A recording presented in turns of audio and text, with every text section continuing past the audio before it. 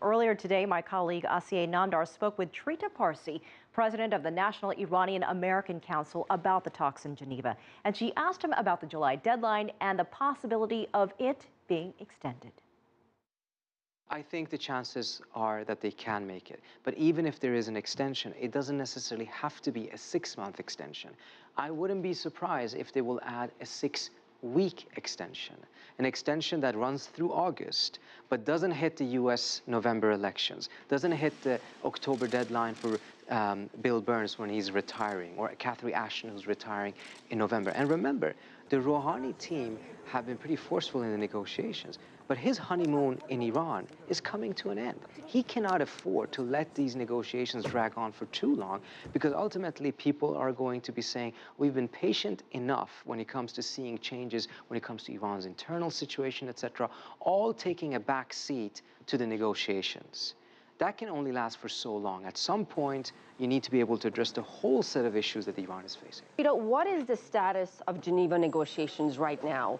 French foreign minister said the two sides have actually hit a wall. It's not a surprise that at some point they would hit a wall. At the end of the day, if this was an easy issue, it would have been resolved 20 years ago. This is a tough issue. And for any negotiation to succeed, it naturally will have a few ups and a few downs before it ultimately reaches success.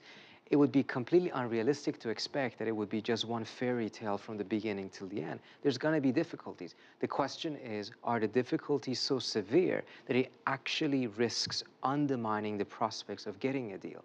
And so far, if you balance the difficulties with the great stakes that are there right now, I still remain optimistic.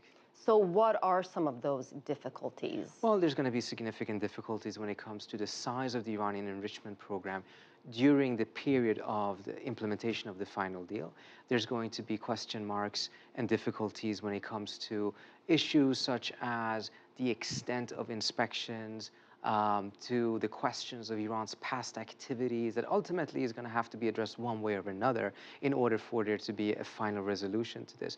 The Iranians are very upset about the inclusion of ballistic missiles on the agenda, or they rejected the inclusion of that, and that, at least in the past, was a sticking point. It's not clear whether that's been resolved or not. But when you also take a look at what's at stake here, you realize there's a good reason why there's so much political will on both sides to try to get a deal. The degree of seriousness that both the Obama administration is showing and the Iranian government is showing is unprecedented. And speaking to your point, the fact that U.S. has sent some of its most senior diplomats to Geneva to handle these negotiations, so you're saying that's very significant. It is significant. I think it's also good news. I don't think it is very likely that they would have sent their top diplomats to the negotiations if they felt that there wasn't a good prospect for success.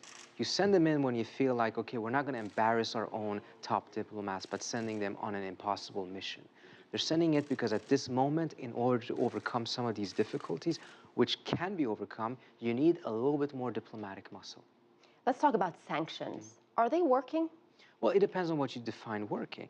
Are they effective in the sense that they're hurting the Iranian economy? Absolutely. They have severely hurt the Iranian economy. Are they working in the sense that there wouldn't be a deal had it not been for sanctions? In my view, absolutely not. In fact, the position that the Iranian government now is taking on the Rouhani when it comes to transparency, openness to verifications, etc., and the size of the program that they seem to be eager to or willing to accept, it's actually much bigger than it was 10 years ago when the last Iranian offer was on the table in 2005. Over this time, when the US and the Europeans have added sanctions, which in theory adds leverage to their position, the Iranians have aggressively expanded their program. They've gone from 3,000 centrifuges to 19,000 centrifuges, which has also added a lot of leverage to their side. At the end of it, in my view, it seems like it's balancing each other out. Frankly, if it wasn't for the key thing, which is that both sides have agreed to compromise, there would not have been a deal today. And had they both agreed to compromise 10 years ago, then there could have been a deal back then. Trita Parsi, thank you so much. Thank you for having me.